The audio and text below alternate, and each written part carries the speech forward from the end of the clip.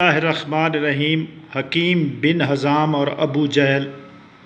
سعید بن مسیب سے مروی ہے کہ ایک مرتبہ ہم مروان بن حکم کے پاس بیٹھے تھے کہ اس کے دربان نے آ کر کہا کہ ابو خالد حکیم بن حزام ملاقات کے لیے حاضر ہے۔ مروان نے کہا آنے دو۔ حکیم بن حزام دربار میں آیا۔ مروان نے اسے خوش آمدید کہا اور قریب بلایا۔ پھر مروان اس کی خاطر صدر مجلس سے ہٹ گیا اور گاؤ تکیہ دونوں میں حائل ہو گیا۔ مروان نے اس کی طرف توجہ کی اور کہا کہ بدر کا واقعہ سنائیے۔ اس نے کہا مکہ سے چل کر جب ہم حجفہ پہنچے، قریش نے ایک قبیلہ ہمارا ساتھ چھوڑ کر واپس چلا گیا۔ اس قبیلے کے مشرکین میں سے ایک بھی جنگ بدر میں شریک نہیں ہوا۔ پھر ہم وہاں سے بڑھ کر وادی کے اس کنارے فروکش ہوئے جس کا اللہ نے ذکر فرمایا ہے۔ میں عتبہ بن ربیعہ کے پاس گیا اور میں نے کہا اے ابو ولید، کیا تم اس بات کو پسند نہیں کرو گے کہ آج کی نیک نامی کا سہرا عمر بھر کے لیے تمہارے سر پر ہو؟ اس نے کہا میں اس کے لیے تیار ہوں۔ وہ کیا بات ہے؟ میں نے کہا تم صرف ابن حضرمی کے خون کا بدلہ محمد سے لینا چاہتے ہو۔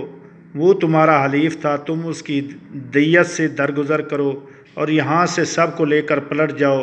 عتبہ نے کہا میں اسی کے لیے تیار ہوں، مگر تم ہی اس کی کوئی راہ نکالو۔ ابن حنظلہ یعنی ابو جہل کے پاس جاؤ اور کہو تمہارے لیے یہی مناسب ہے کہ تم اپنی ساری جماعت کو آج اپنے ابن عم کے مقابلے سے ہٹا لو۔ میں ابو جہل کے پاس آیا اور اسے کہا عتبہ بن ربیعہ نے تم سے کہا ہے کہ مناسب یہی ہے کہ آج تم اپنے تمام ساتھیوں کو لے کر اپنے ابن عم کے مقابلے سے ہٹ جاؤ۔ ابو جہل نے کہا کیا اسے تمہارے سوا کوئی اور قاصد اس پیغام رسانی کے لیے نہیں مل سکا؟ میں نے کہا جی ہاں، اور میں بھی اس کے سوا اور کسی کا قاصد نہیں بن سکتا تھا۔ میں اس کے پاس سے نکل کر دوڑتا ہوا عتبہ کے پاس چلا گیا۔ اتنے میں ابو جہل جس کے چہرے سے بدی نمایاں تھی وہاں آیا۔ اس نے عتبہ سے کہا کہ تیری ہوا نکل گئی ہے۔ عتبہ نے کہا کہ بہت جلد تم کو معلوم ہو جائے گا۔ ابن اسحاق کے سلسلہ بیان کے مطابق عتبہ بن ربیعہ نے کھڑے ہو کر اپنی قوم میں تقریر کی اور کہا کہ اے گروہ قریش، محمد اور اس کے ساتھیوں سے لڑ کر تم کو کیا مل جائے گا؟ اگر تم نے ان کو مار بھی لیا تو ہمیشہ تمہارا ایک شخص دوسرے کو اس لیے بنظر کراہت دیکھے گا کہ اس نے اپنے کسی بھتیجے بھانجے عزیز کو قتل کیا ہے۔ تم واپس چلو، محمد صلی اللہ علیہ وآلہ وسلم اور تمہارے عرب کو نپٹنے کے لیے چھوڑ دو۔